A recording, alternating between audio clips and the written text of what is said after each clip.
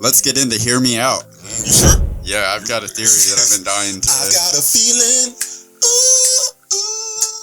Can I go first? Yeah, that's what she said.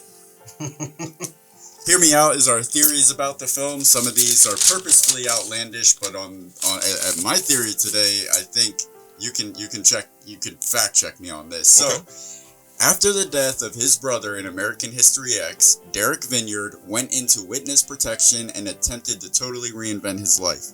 He was given the new name Sheldon Mopes. If you pay close attention to Sheldon in Death To Smoochy, it is clear that he has a troubled past involving anger issues. He mentions being ordered into anger management in college. In Nora's office, he almost snaps back to his old ways, but stops himself to calm himself down. I'm at a halt here. Hungry, angry, lonely, tired. That's something that you clearly get in anger management.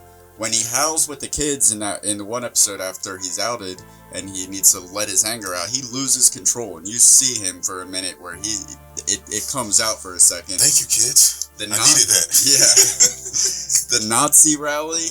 I think a part of him knew that he was heading to a Nazi rally deep down inside, but he played naive to the whole thing. And he even went and he doubled down and incorporated the Nazi symbology into the Smoochy on Ice show at the end. Yeah. And the kicker that verifies everything is, in the end, he is holding Burke at gunpoint, and in that moment of anger, you see the old him come out for a moment. It comes alive in his eyes. He says a version of a phrase that he has said before. In American History X, Derek said, "You fucked with the wrong bull." In Death To Smoochy, he says, "You fucked with the wrong rhino." And if that's not proof that Derek is actually Sheldon, then I don't know what is. That is my Hear Me Out. I love everything you just said because it's chronological.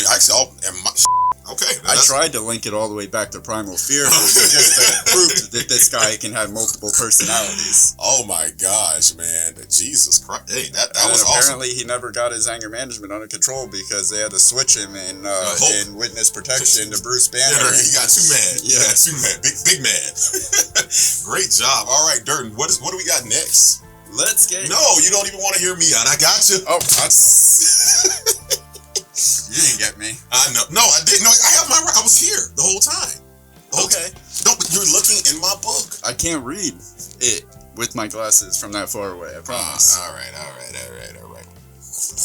While my Hear Me Out is not as compelling as his, I stayed in the universe actually of the film, and I didn't go outside of it. But with that being said, my theory was that Rainbow Randolph was not dumb. He knew everything about the children's industry and where it was, where it is, and where it was going. And he saw the writing on the wall. So in his mind, the opening scene when he's meeting with the FBI agents, he doesn't know. He thinks he's meeting with parents. What is the little booger wants to be up front? All this other stuff. He takes the money. It's because he knows the glory days are pretty much gone at this point. Mm-hmm. He could have probably went on for 1 or 2 more years, but the plush animals were coming, and that was not him. He was more of a Mr. Rogers or something like Captain Kangaroo, things of that nature. But he saw that coming, so that's why he started skimming money off the end so much to try to justify the means. If you would have only had foresight beyond that foresight to see that the Wiggles were going to follow up after Barney and all of them, and you just had to hold on for a little bit. Just a little bit. All right, guys, that was Hear Me Out. Dave, take us to the next.